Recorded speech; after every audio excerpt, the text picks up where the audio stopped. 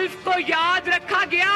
क्या सियासत में मुदाखलत बंद हुई? क्या आईन का एहतराम किया गया? क्या अवामी नुमाइंदों को पॉलिसियां बनाने दी गई? आज इस मुल्क के सारे जमहूरी कुव्वत, सारे जमहूरी जमातें ना सिर्फ एक स्टेज पे हैं, मगर हम सब एक पेज पे हैं। हुकूमत उसकी बनती है जिसकी बागडोर आपके हाथों में नहीं, किसी और के हाथों में होती है। चरसियों और भंगियों की हुकूमत हमें नहीं चाहिए, हमें शरीफ लोगों की हुकूमत चाहिए, संजीदा लोगों की हुकूमत चाहिए। Never a dull day in Pakistan. अस्सलाम वालेकुम and good evening everybody watching news I. मैं हूं मेहर बुखारी। नाजरीन, वीकेंड पे दो बड़े मामला सुर्खियों में रहे। एक तो जस्टिस काजी फायज ईसा से मुतालिक सुप्रीम कोर्ट का तफसीली फैसला था और दूसरा लापता अफराद से दिलजोई का मामला। मगर दोनों इशूज में मामला उस नीयत का है कि जिसे जांचने का पैमाना किसी के पास नहीं। मरियम साहिबा लापता अफराद के लवाहिकीन से मिली और दर्द उनकी आंखों से झलक पड़ा। आबदीदा होकर रियासत को शर्म भी दिलाती रही। मरियम साहिबा के कर्ब और दर्द पर कोई हर्फ नहीं, नीयत पर भी शक नहीं। लेकिन ऑपोजिशन की आंख में तो दर्द हो मगर हुकूमत के दिल में दर्द ना हो, ये सवाल बहरहाल अपनी जगह जरूर कायम है। नाज़रीन, माजी का वर्क पलटें तो यही मियाँ साहब कि जब ऑपोजिशन में थे तो लापता अफराद के एहतजाजी कैंप में दुख बांटते दिखाई दिए, मगर फिर 5 साल दौरे इक़्तिदार में इन लापता अफराद के सर किसी ने हाथ रखना गवारा नहीं किया। पोपा के कानून से भी लापता अफराद का पता ना चल सका। माना कि गुज़िश्ता दौरे हुकूमत में गुमशुदा अफराद की वापसी भी हुई, लेकिन लापता होने का सिलसिला रुक नहीं सका। और नीयतें खालिस होती तो शायद अवामी दुखों पर अहले इक़्तिदार का दिल भी रो देता। मामला कल भी इदारों के सर खाक डालकर खुद को बचाने का था और कज़िया आज भी अपनी सियासत के लिए इदारों को मतऊन करने का ही दिखाई दे रहा है। ताज्जुब यह है कि जस्टिस फायज ईसा के केस में कानूनी बदनीयती के फैसले पर सदर मुमलिकत से के मुतालबे और अल अज़ीज़िया स्टील मिल रेफरेंस में जज की बदनीयती पर वावेला। काजी फायज ईसा केस के तफसीली फैसले में 2 फ्री कैन में से किसी को क्लीन चिट नहीं मिली। अदालत ने जहां सख्त अल्फाज में केस को मैलेफाइडे इन लॉ करार दिया, that's very different from mala fide in law करार दिया गया, वहीं टैक्स मामलात की जांच पड़ताल FBI के हवाले कर दी गई। और जिस अंदाज से रेफरेंस फाइल हुआ, अदालत ने इस पर भी सवाल उठाए कि हुकूमत ने प्रॉपर चैनल इस्तेमाल नहीं किया। मामले की तहकीकात की बजाय रेफरेंस की समरी की सदर मुमलिकत से मंजूरी तो हो गई, लेकिन वजीर आजम और सदर मुमलिकत की बजाय वजीर कानून की तरफ से तहकीकात की इजाजत गैर कानूनी अमल है। नाज़रीन, सदर मुमलिकत ने कमजोर रेफरेंस वसूली पर ना थर्ड पार्टी से राय ली और ना ही अपना माइंड अप्लाई करते हुए आर्टिकल 209(5) के तकाजे पूरे किए। ये अदालत के तफसीली फैसले में लिखा है। सदर मुमलिकत का इंटरव्यू हमने भी किया, यही सवाल तब भी उठाए। उनका क्या कहना था, मुलाहिजा कीजिए। दरख्वास्त गुजार आपको याद होगा, वहीद डोगर, मुलाकात हुई कभी उससे? क्यों? Just to understand the case. You didn't need to feel the need. Do you need? I can set up a court myself. My office does not allow me कि मैं तफ्तीश करूं। कि मेरी राय जरूरी है। 2 ऑप्शंस हैं, या तो मैं उसकी तहकीकात कराऊं या मैं उसको बंद करूं। What would you do? What would anybody do? ये आया प्राइम मिनिस्टर साहब के साथ एवरीथिंग। पार्लियामेंट में ट्रायल के लिए भेज सकता था? नहीं। मीडिया को भेज देता, मीडिया तो बहुत खुश होती। Only legal forums is supreme judicial council. What's wrong with that? अपना माइंड अप्लाई किया कि this requires investigation, so what's wrong with that? I do not establish a court of law in my own office. नियतों का हाल अल्लाह ही बेहतर जाने, मगर reference कलअदम होने के बावजूद जस्टिस काजी फायज ईसा का मामला खत्म नहीं हुआ। हुकूमती इदारे FBI से जब तक सुरखरू नहीं होंगे उस वक्त तक तलवार लटकती रहेगी। शशोपंच की ये कैफियत अक्सर औकात अदालती फैसलों के बाद बट्टी मिठाइयों में भी दिखाई देती हैं कि जब दोनों फ्री कैन मिठाइयाँ बांट रहे होते हैं। ऐसी ही सूरत हाल सियासत की भी है कि जब इक़्तिदार के पंगोड़े पर सियासत लुत्फ लेने लगती है तो लापता दिमाग से ही गुमशुदा हो जाते हैं। और जब सियासत को औकात याद दिला दी जाती है तो ज़मीन पर बैठकर बलोच स्टूडेंट्स के हकूक़ का नारा लगने लग जाता है, या फिर पनागाहों में आम आदमी के साथ बैठकर खाना खाया जाता है। मगर चूंकि नियतों का मामला अल्लाह ही बेहतर जानता है, इसलिए किसी की तड़प में कितना इखलास है ये हम नहीं जांचने की कोशिश करेंगे, ये अल्लाह ही जानता है। और इस पर फैसला बहरहाल आपको हर 5 साल के बाद देने का मौका ज़रूर मिलता है। मगर ये हकीकत है कि जो अपोजिशन की आंख का दर्द है वो इक़्तिदार के दिल का दुख नहीं है। एक छोटा सा वक्फा लेंगे, वक्फे के बाद हाजिर होंगे। Stay with us on news our.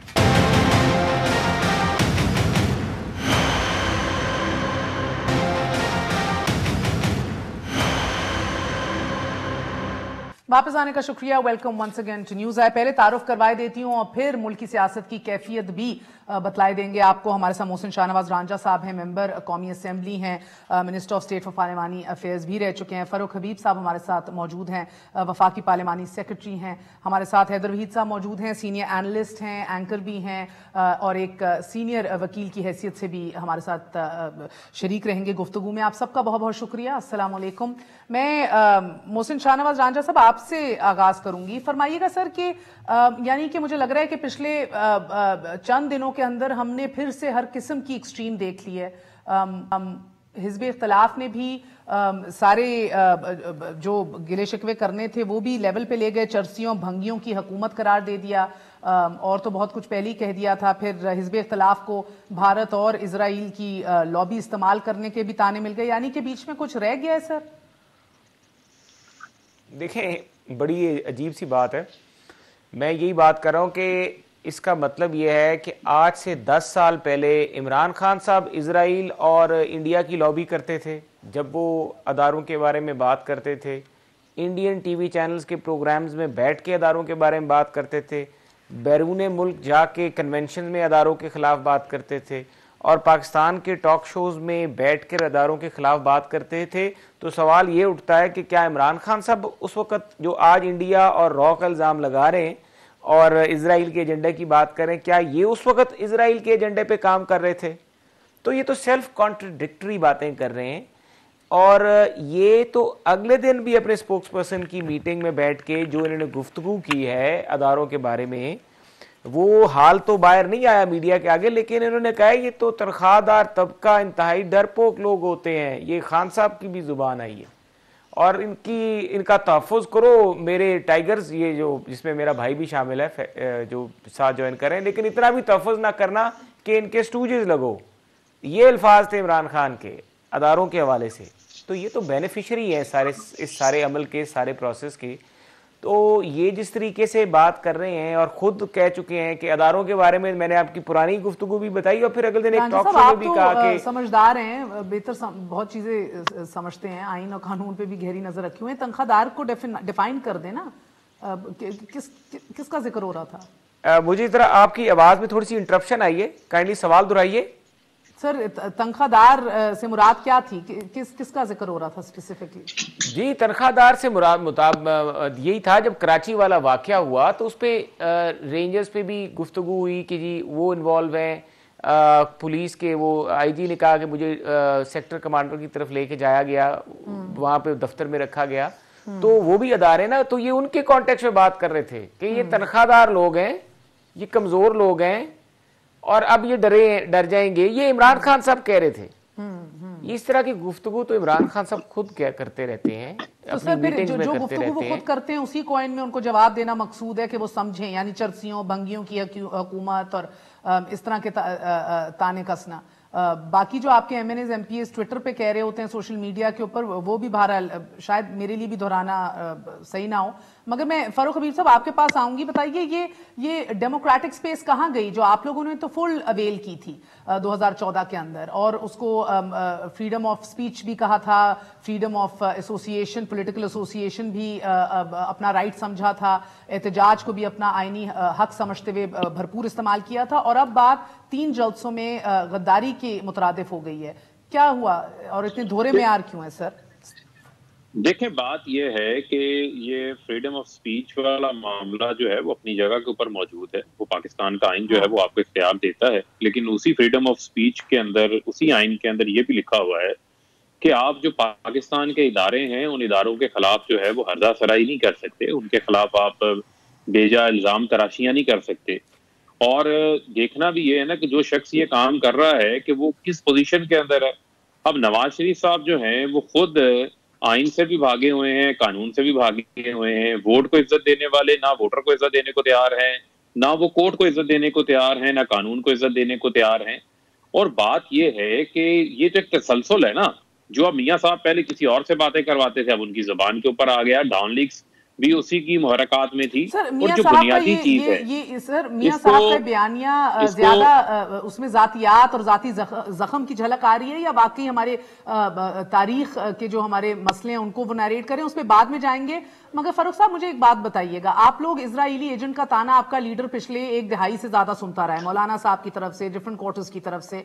अब आके आपका यह कहना, और क्योंकि आप लोग आरएसएस की थ्योरी पे इमरान खान साहब इतनी पीएचडी कर चुके हैं और हिटलर नाजी से तशबीह देते हैं मोदी को, तो सर बताइएगा कि चाहे वो बिग लाई हो कि इतना झूठ बोलो कि वो सच लगना शुरू हो जाए, लोगों के जज्बात को जो है एक्सप्लॉइट किया जाए, आज आप भी भारतीय इजरायली लॉबिंग का इनके ऊपर लगा रहे हैं ताना कि सिर्फ जज्बातियात के ऊपर एको करे। What they were doing to you yesterday. बड़ा सबूत मांगने पे तो रियासत से सबूत हम मांग सकते हैं ना सर। आज तो हर गाड़ी को देखें कुछ चीजें ऐसी हैं ना महर, इनका वो जो मामला है, जो मौलाना बात करते हैं वो और कॉन्टेक्स्ट के अंदर बात करते रहे हैं, मुझे उस तरफ जाने की जरूरत नहीं है।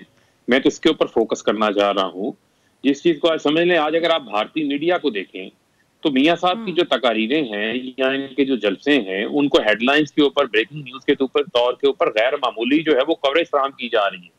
और जो भारत पाकिस्तान के अंदर करवा रहा था, जो इसराइल करवा रहा था, देती हूँ जब आपका धरना भी हेडलाइन बन रहा था हर जगह। नहीं sir, this is very, these are very weak grounds for such a big allegation. एक मिनट महर नहीं, हमें दो चीजों को जो है वो कंफ्यूज नहीं कर सकते, और आप ये नहीं कह सकते कि वो जस्टिफिकेशन नहीं है। ये मियां साहब के लिए ये हरगिज जस्टिफिकेशन नहीं है। इतनी मेहनत कर रहे हैं तो आप फंडिंग की या ट्रांजैक्शंस की, मनी लॉन्ड्रिंग के ऊपर भी महारत अबूर हासिल कर चुके हैं। आप लोग कहीं से इनका सोर्स ऑफ इनकम या कनेक्शन दिखा दें इनका कि इनको लॉ से या इधर से फंडिंग मिल रही है, इनके रवाबित हैं या मियां साहब मिले हैं। देखें ये तो चीजें जो हैं ये भी प्रोसेस हो जाएंगी ना। मैं तो आज के जो बयानिया है उस बयानिया के ऊपर बात कर रहा हूँ ना। आज ये जो बयानिया है ये फायदा किसको देता है? ये भारत को फायदा देता है। आप देखें कि डॉन लीक्स क्या थी, वो ये चीज थी जिससे ये इनकार कर रहे थे, लेकिन आज इसी डॉन लीक्स को ये, और वो डॉन लीक्स का सारा कंटेंट ना आज फैक्ट में प्रोसेस हो रहा है सर। उसी डॉन लीक्स को जो है ये अपनी तकरीरों के अंदर आके आप नशर कर रहे हैं। तो फिर उस वक्त क्यों चले गए थे?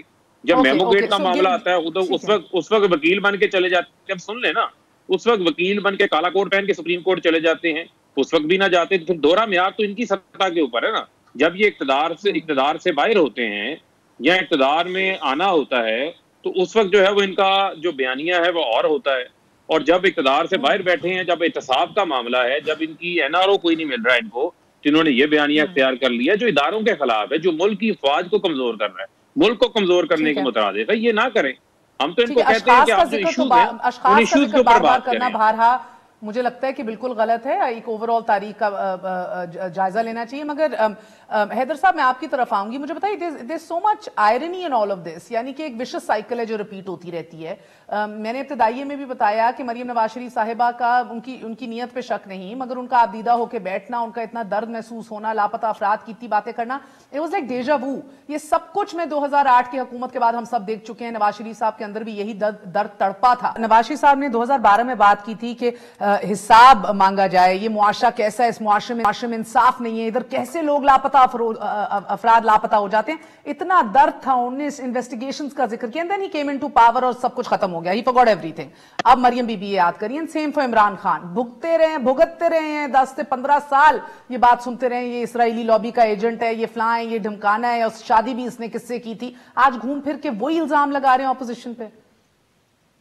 देखिए मेरे ख्याल से हमारे पास ये लग्जरी नहीं है कि हम इल्ज़ाम लगाने वाले को भी उसी तरह स्क्रूटनाइज करें। अगर इल्ज़ाम हम समझते हैं कि एडअप करता है, अगर हम समझते हैं इल्ज़ाम ऐसी चीज़ है जिससे कन्फ्रंट करना चाहिए हुक्मरानों को, और आज के हुक्मरानों को कतई नज़र इस बात से कि पहले कभी कुछ नहीं हुआ, तो कम से कम तब्दीली के जो अलमबरदार हैं उनसे तो फिर ये सवाल किया जा सकता है। बेशक के इस सवाल का जवाब पहले भी किसी ने ना दिया हो, लेकिन अब तो हम तब्दीली चाहते हैं। अब तो हम चाहते हैं कि जिन सवालात के जवाब कभी नहीं दिए गए उनके अब जवाब दिए जाएं। और नवाज शरीफ साहब ने जो बात की थी आज मरियम नवाज कर रही हैं, तो वो मरियम नवाज कर रही हैं, वो नहीं 2013 में प्राइम मिनिस्टर बनी थी। आई थिंक वो बात करने पे हक बजानिब हैं, और अगर तो उनका नुक्ता वैलिड है तो हमारा ये फर्ज है कि हम उसको उसी तरह जो है स्क्रूटनाइज करें और गवर्नमेंट को कन्फ्रंट इससे करें। बेशक के गवर्नमेंट अपने जवाब में ये जरूर कह सकती है कि जो इल्जाम लगाने वाले हैं उन्होंने भी कभी कुछ नहीं किया, लेकिन सवाल फिर भी रहेगा कि आप आज क्या कर रहे हैं। चलें एक वक्फा ले लें, वक्फे के बाद हाजिर होते हैं। अब हुकूमत में जो बैठा है, सवाल तो बहरहाल उसी से है। हैदर साहब की बात सही है कि ये स्टैंडर्ड जो है, यार्ड स्टिक जो है, हमने तब्दील नहीं करनी। अगर यही बात हक की आज भी हो रही है, उसको सपोर्ट किया जाए।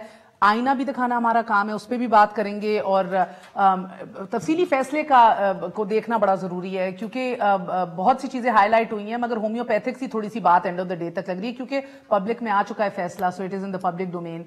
We will discuss it after very short break.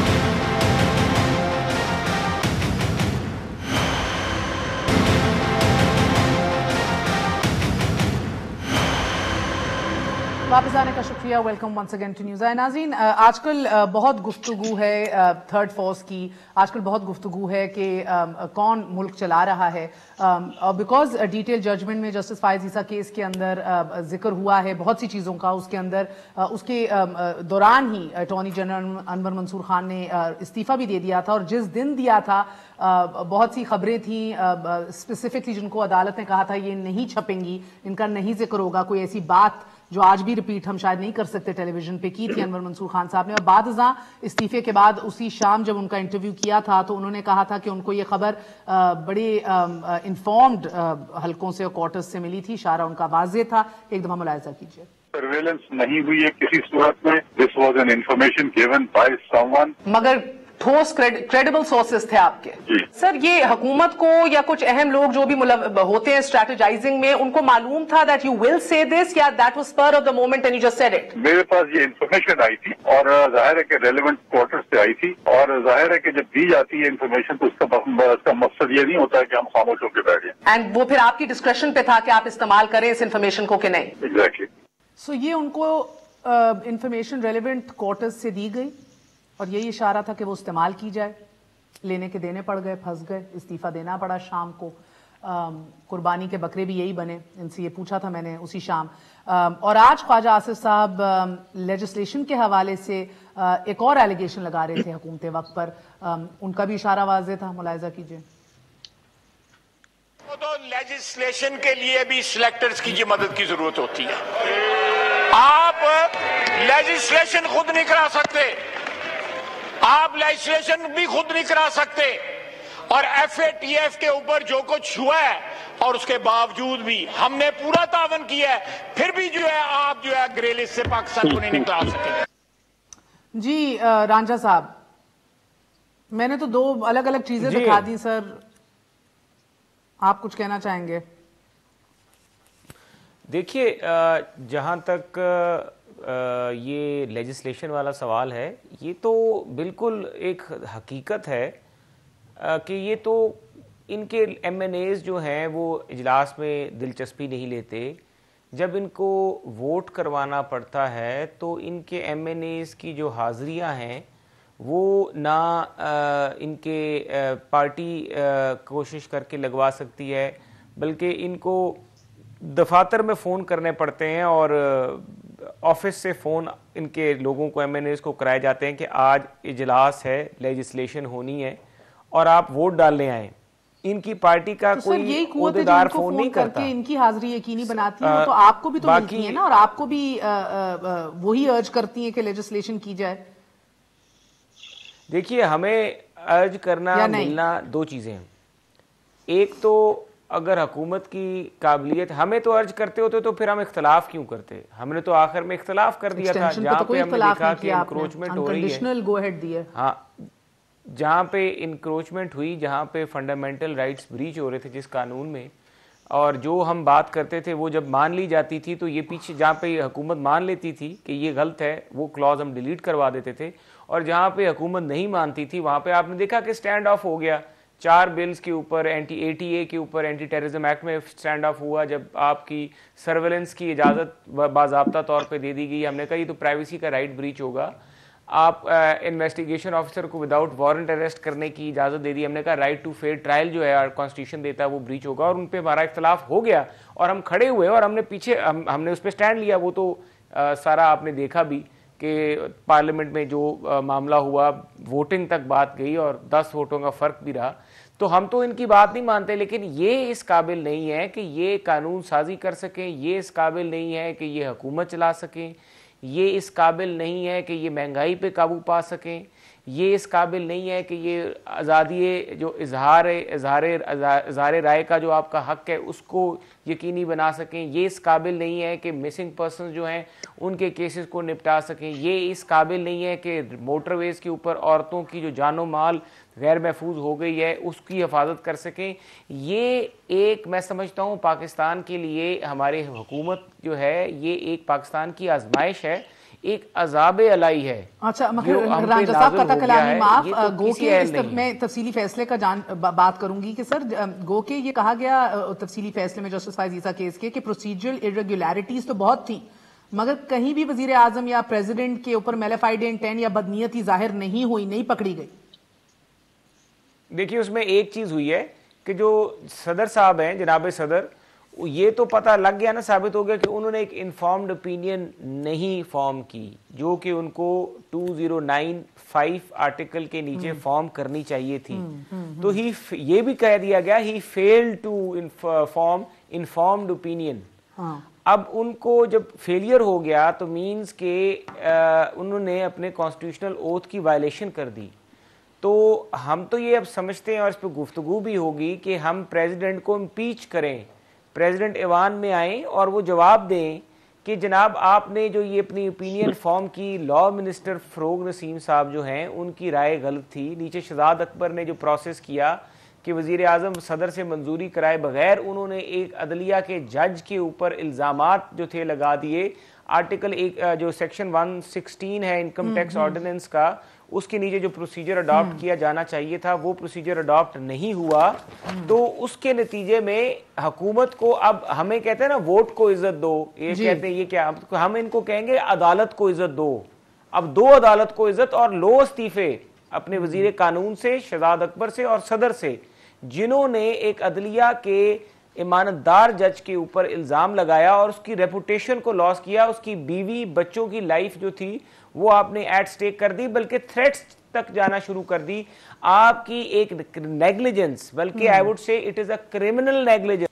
Pakistan की अदलिया जो है वो, हम वकील जो है हम आज अदलिया के लिए इज्जत मांग रहे हैं इनसे कि पाकिस्तान। अच्छा मुझे अगर इजाजत दीजिएगा एक सेकंड मैं फरूख हबीब साहब आपके पास आने से पहले मैं जल्दी से हैदर वहीद साहब से इसी केस का पूछ लूं क्योंकि बाय पार्टिजन न्यूट्रल एक इसके ऊपर जरा सी वो रोशनी डालेंगे। वहीद साहब मुझे बताइएगा कि ये जो कह रहे हैं मोहसिन शाहनवाज रांझा साहब कि इस तो इस्तीफा देना चाहिए प्रेसिडेंट को, उनने अपनी डिस्क्रेशन और अपना माइंड अप्लाई नहीं किया पूरी तरीके से, और क्या ये पूरी जो तफसीली फैसला है क्या ये किसी को चार्जशीट करता है खुल के? क्या ये उस लेवल पे ये इस फैसले को देखा जाए जिधर इस्तीफे जो है हमने डिमांड करने चाहिए, या आपको लग रहा है कि कहीं ना कहीं मिडिल ग्राउंड या बैलेंसिंग एक्ट के तौर पे ही इसको रिसीव किया जा रहा है?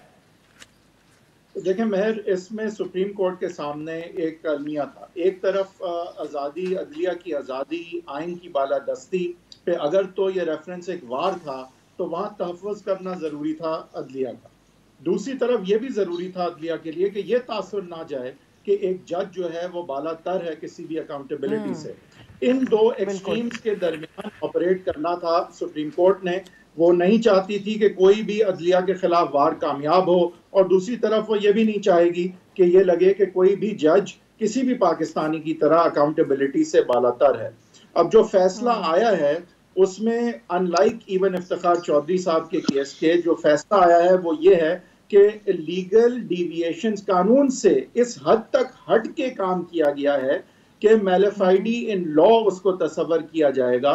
यानी कि अगर तो वाकई आपके दिमाग में, आपके दिल में नियत सही थी या नहीं थी, आपका अमल कानून से इतना डिविएंट था कि हम आपको मेलेफाइडी इन लॉ के मुर्तकिब, लेकिन अच्छा ये आम आवाम के लिए जरा मुख्तसरन समझा दें, मेलेफाइडी यानी बदनीयती वर्सेस मेलेफाइडी इन लॉ, ये दो अलग अलग चीजें हैं। जी देखिए, मेलेफाइडी इन फैक्ट है कि आप एक्चुअली बदनीयत थे, मेलेफाइडी इन लॉ है कि आपके अमाल इस हद तक कानून से हट के थे कि हम आपको मेलेफाइडी इन लॉ लैप्सेस और इरेगुलरिटीज जिसका जिक्र इसमें किया गया। जी अब लेकिन देखें बात क्या है कि क्योंकि मेलेफाइडी इन फैक्ट का जो पिटिशनर पे बर्डन था, सुप्रीम कोर्ट ने कहा कि आप नहीं दिखा सके हैं मेलेफाइडी इन फैक्ट, यानी एक्चुअल बदनीयती आप नहीं दिखा सके। लिहाजा प्रेसिडेंट के एक्ट्स जो हैं वो फिर जाहिर है बदनीयत नहीं अभी समझे जा सकते, बावजूद इसके कि वो कानून से इस हद तक हट के थे कि उनको मैलेफाइडियन लॉ करार दिया गया है। तो जहां तक बात है कि इस्तीफा उनका ले लें या इम्पीच उनको कर दें, तो ये मुश्किल हो जाएगा।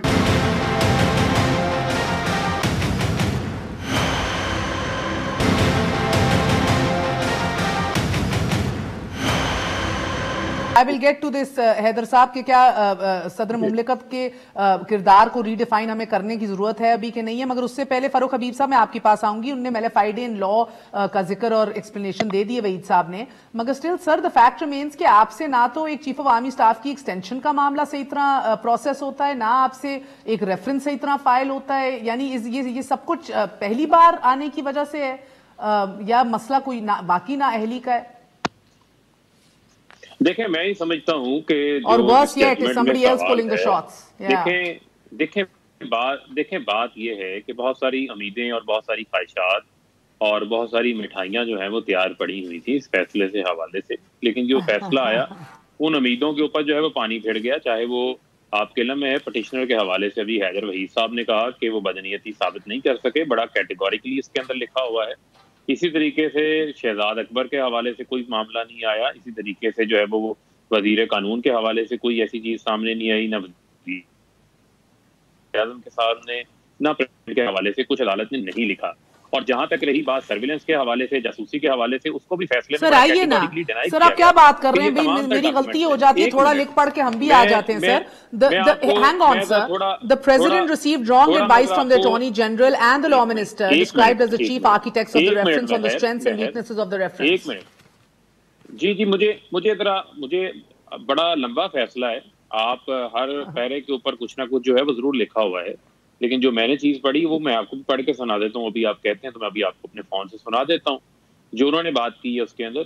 जहाँ पर जासूसी की पर्टिकुलर बात ये हो रही थी कि जासूसी की गई, जज साहब की सर्विलेंस की गई, वहां पर वो फैसले में ये कहते हैं कि ये पब्लिक इंफॉर्मेशन थी, पब्लिक डॉक्यूमेंट था जिसके लिए एक्सेस है, चाहे वो यूके की वेबसाइट है, वहां पर 3 पाउंड देकर आप उनकी जो वेबसाइट है 192.com उसके ऊपर जाके ये इन्फॉर्मेशन आप एक्सेस कर सकते हैं। फैसले नहीं, मैं आपको बताता हूँ उन चीजों का। यार एक मिनट आप मुझे जरा मुकम्मल कर लेने देना। आप लोगों ने बड़ी लंबी बात की, जरा मुझे भी बोल लेने देना, मैंने भी तसल्ली से सुनी ये बात आपकी। देखे, जहां तक बात रही इम्पीचमेंट की, तो इम्पीचमेंट जिन्होंने करनी थी प्रेसिडेंट मुशर्रफ की, उनकी तो नहीं कर सके। अपनी हुकूमत के अंदर जो है इन्होंने उनको जो है वो बाहर जाने दिया बैंडबाजों के साथ, फिर उनको वापस भी नहीं ला सके और आज तक उसी लकीर को ये बैठ के पीट रहे हैं। तो इम्पीचमेंट का ताना ना सुनाए, उस वक्त जुर्रत सुनाते ना। फैटस के दौरान इनके अराकीन कहाँ थे? वो 35 अराकीन जो गायब थे, उनका को मुहासबा हो गया। चेयरमैन सेनेट के इलेक्शन के दौरान जो इनके भगोड़े बने, जिन्होंने हाथ खड़े किए वोटिंग के दौरान गायब हुए, क्या उनका मुहासबा हो गया? ये खुद ही लोगों को गायब करते हैं और बाद में कहते हैं कि हमारे लोग चले गए। इस तरह ये इदारों को मलाइन करने की कोशिश है। ये अपने पार्ट सर एक सवाल आपसे क्विकली कि उसके बाद वो मोहसिन साहब, हमने 18 लोग कुछ कहना चाहते हैं। Okay, I understand what you saying. Sir एक सवाल, 3 महीने पहले हमने अपने एमपीएस फारिग किए थे, इन्होंने क्या किया? सवाए इल्जाम तराशियों के लेजिस्लेशन की बात करते हैं, पर पिछले हफ्ते प्राइवेट मेंबर बिल था, मेंबर्स ने मेहनत की हुई थी, इन्होंने उसको नहीं चलने दिया। स्पीकर के डाइस के ऊपर खड़े होकर ये सीटियां मारते रहे क्योंकि इनकी अपनी सीटी गुम हुई हुई है। अब मसला इनका ये है, इनका मसला एनआरओ है। ये फैटफ के बिलों में कोई ताउन नहीं किया। एनआरओ की 34 छिकें जो है वो आप नहीं पढ़ के अपने टीवी शो में सुनाई थी ना, वो इनका असल मसला था। ये वहां पर एनआरओ लेने के लिए जाते हैं। इनके जुबैर साहब क्यों मुलाकातें करने जाते हैं? इनके ख्वाजा ये करेंगे बात। सर मेरे सवाल का जवाब दे दीजिए। सर इस जजमेंट में कहा है कि एसेट रिकवरी यूनिट जो है उसने गैर कानूनी तौर पे एक्सेस किया है जस्टिस फायज ईसा और सरीना ईसा के रिकॉर्ड्स को, और वजीर आजम और सदर ने उनको नहीं दिया था ऑथराइजेशन। तो मेरा सिंपल सवाल है, किसने ऑथराइज किया था शहजाद अकबर साहब को? किसके अहकामात वो? देखें बात ये है कि ये तो तमाम तक चीजें अब जो है वो कोर्ट का एक ओपन फैसला आ चुका है। उस फैसले के ऊपर ना तो आप आगे जा सकते हैं ना हम आगे जा सकते हैं, उसके ऊपर हम आप लोग तो जा सकते हैं सर, आप लोग फैसला आप लोग नहीं पूछ सकते शहजाद अकबर को कि किसने ऑथराइज किया था। देखें तो मैं तो जो उनका जो एसेट रिकवरी यूनिट है, उस एसेट रिकवरी यूनिट को भी जो है उन्होंने तस्लीम कर लिया है। इसी तरीके से जो है उनका जो शहजाद अकबर की अपॉइंटमेंट है उसको भी उन्होंने तस्लीम कर लिया है। उन्होंने कहा कोई अनलॉफुल एक्ट नहीं है। बहरहाल एक जज ने क्रिमिनल इन्वेस्टिगेशन का कहा है जी, इन्फॉर्मेशन आ जाए। ठीक है, वो देखें वो तीन जजेस ने जो है वो अपना फैसला लिखा, लेकिन हम तो मेजोरिटी की तरफ जाएंगे ना। अब मामला ये है कि जो जजेस इनके खिलाफ फैसला देते हैं वो बुरे हो जाते हैं, बाकी ईमानदार हो जाते हैं।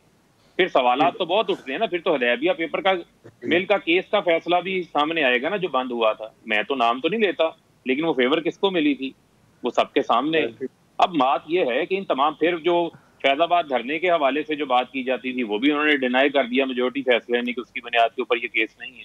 ये उससे फर्क है। अच्छी बात है सर, यहाँ पे आके ना ये निजाम हस्ती कौन चला रहा है, मगर वो तो मैं नहीं तबसरा करूंगी, बट यहाँ पे आके लगता है कोई ना कोई तो बात थी जो आप पिटिशन को आगे लेकर गए। सर मेरा वक्त थोड़ा सा खत्म हो रहा है। जी मोहसिन साहब क्विकली। ठीक है मोहसिन साहब, मैं क्विकली ये कहूंगा, देखिए आपके सवाल का ये जवाब नहीं दे सके। वो जो थी ना, इन्होंने जो मंजूरी थी वो नाजायज़ तौर पे मंजूरी दी गई थी, और ये फैसले में लिखा हुआ है कि फ़रोग नसीम वो मंजूरी देने का इख्तियार नहीं रखते थे। फ़रोग नसीम को समरी भेजनी चाहिए थी वज़ीर आज़म को, और वज़ीर आज़म मंजूरी देते और उसके बाद फिर इंक्वायरी शुरू होती। तो आप नहीं, आप ले जाएंगे, आपका शौक मैं पूरा करूंगा, फिक्र ना करें। इम्पीचमेंट भी होगी यार, आप फ्लैट छोड़े, आपकी इम्पीचमेंट भी होगी, आपकी इम्पीचमेंट भी होगी, आप फिक्र ना करें। आपने जजों को ब्लैकमेल, जिस तरह आपने चेयरमैन नैब को ब्लैकमेल करते हैं, आप समझते हैं कि इस तरह से जजों को भी ब्लैकमेल कर रहेंगे। आप फिक्र ना करें, थोड़ा सा हौसला सब्र करें। और आपको मैं बता रहा हूं, आप हमें बता रहे हैं कि हमारे इतने एमएलए उधर गए, इधर हैं। आपका एक वफाकी वजीर मेरे साथ बात कर चुका है फॉरवर्ड ब्लॉक बनाने की। आप क्या बात करते हैं? आपको पता भी है, आपको पता भी है आपका वफाकी वजीर कौन है। आप उस वफाकी वजीर का कुछ कर सकते हैं। रांझा साहब ऐसे मुझे बता दीजिएगा सर, जरा सा इशारा कर दें इस वफाकी वजीर के हुलिये पे, या किसी रख सकते हैं कोई इशारा तो दीजिए ना रांझा साहब, किसने आपसे फॉरवर्ड ब्लॉक बनाने की बात की है? मैं इनको पता है, इनका एक वजीर है, वो उसने फॉरवर्ड ब्लॉक बनाने की बात की, 40 लोगों को साथ मिला के, और इनके उस वजीर ने हमारे एक लीडर से भी मुलाकात की है। ये क्या बात करते हैं कि ये इतनी सफों में इनकी जो पहली 2-3 लाइनें, ये जो सर बहुत से बुज़रा को अब तब्दील किया जा रहा है। अगर ये अनवर मंसूर साहब वाली सोर्स है तो वज़ीर आज़म को मुतनब्बे कर दिया गया है, यकीन मानिए। जो पहली लाइन है उसमें 2 वज़ारत उज़्मा के कैंडिडेट हैं, शाहबूब कुरैशी, असद उमर, दोनों कैंडिडेट हैं। अच्छा, उसके बाद उससे पीछे वाली लाइन में 1-2 बंदे इनके बैठे फारूक साहब वो खबर दे रहे हैं, सुन लें। मैं इनको वही बता रहा हूँ कि इनके असद उमर साहब और शाहबूब कुरैशी साहब खुद वजीर आजम के कैंडिडेट हैं, और उसके बाद इनके उसके पीछे लाइन में बैठे हुए बंदे भी उनमें शामिल हैं उस पूरी कॉन्स्पिरेसी में। और उसके बाद जो आखिरी 4 लाइनें हैं जिसमें वो सारे लोग जिन्होंने इलेक्शनों से 1 महीना पहले पार्टी चेंज की थी, वो सारे लोग जो है वो भी सिर्फ एक बात कहूंगी कि फारूक साहब, कैलिबरी फॉन्ट भी ऑफिशियल यूज में थी जब इसको इधर इस्तेमाल किया गया था, तो जहन में रखिएगा कहीं ना कहीं शायद रांझा साहब की बात अगर दुरुस्त हो ही गई तो कैलिबरी फॉन्ट जिसका आप जिक्र कर रहे हैं वो भी कुछ चंद ऑफिसर्स यूज कर रहे थे। 2 साल से कोशिशें कर रहे हैं, हर दफा नाकामी हुई है। कोई बात नहीं। चले, मैं हैदर वहीद साहब मुख्तसरन अगर आप मुझे एक बात बता दें, सिर्फ और सिर्फ मेरे सवाल तो बहुत थे, माजरत चाहती हूँ, हम पॉलिटिकल बहस में पड़ गए। केस और जजमेंट के अंदर ये जो जस्टिस फाइज ईसा की, इसमें फेवर या फायदा किसको हुआ एंड ऑफ द डे? देखें, एक लिमिटेड फायदा तो डेफिनेटली ये हुआ है कि जस्टिस फाइज ईसा के खिलाफ रेफरेंस को खत्म कर दिया गया। ये तो एक खबर है, इस पे कोई डाउट नहीं हो सकता। जो लोग ये एक्सपेक्ट कर रहे थे या चाह रहे थे कि इस लैंडमार्क जजमेंट के जरिए से अदलिया और आगे इस तरह का तहफ़्फ़ुज़ जो है वो आइन को मिल सके कि जहाँ सर्वेलेंस के हवाले से कुछ तफसील आ जाती, या ये इसको बदनीयती जो है या एक साजिश का हिस्सा समझा जाता और फिर इस तरह की डिक्लेरेशन आती, तो ऐसा भी नहीं हुआ है। तो कहीं ना कहीं जो है मेरे ख्याल से ये बात तो वाज़ेह है कि रेफरेंस ख़त्म कर दी गई है, और लेकिन ये भी बात है कि पूरी बात ख़त्म नहीं हुई, क्योंकि FBI के सामने जो है अभी भी उनकी बेगम जो है उनकी प्रोसीडिंग्स चल रही हैं, और आगे अपील में भी ये बात जानी है और फिर सुप्रीम जुडिशल काउंसिल के सामने रखी जाएगी। और ये रेफरेंस वो चाहें अगर तो इसको फिर से रिवाइव करके या नई रेफरेंस जो है वो सुओ मोटो शुरू कर सकते हैं। ये वाली तो ख़त्म कर दी गई है। तो इसको मजमूई तौर पे देखें तो फाइज ईसा साहब के खिलाफ रेफरेंस ख़त्म है। क्या ये रेफरेंस जो है एक नई अब हो सकती है, उसका रास्ता जरूर अभी बाकी जरूर है, लेकिन ऐसा नहीं है कि लाजमन होगी। ये फैसला सुप्रीम जुडिशल काउंसिल ही करेगी। और तीसरी और आखिरी बात इसके बारे में कि अगर हम ये समझ रहे थे कि ये कोई पाकिस्तान की तकदीरें बदल देगी जजमेंट, तो आई थिंक उस हद तक हम नहीं जा सके, क्योंकि मैलिफाइडी इन फैक्ट कहा जाता है कि एक्चुअल बदनीयती जो है वो प्रूव नहीं कर सके petitioner. So kind of a win-win for everyone, but a lose-lose for the fact के बड़ा सुनहरा शायद मौका था बहुत सी चीजों की दुरुस्तगी का। चलें, मिठाइयों तक बात आ गई है, मुझे इजाजत दीजिए, इंशाल्लाह कल मुलाकात होगी। गुड नाइट, अल्लाह हाफिज।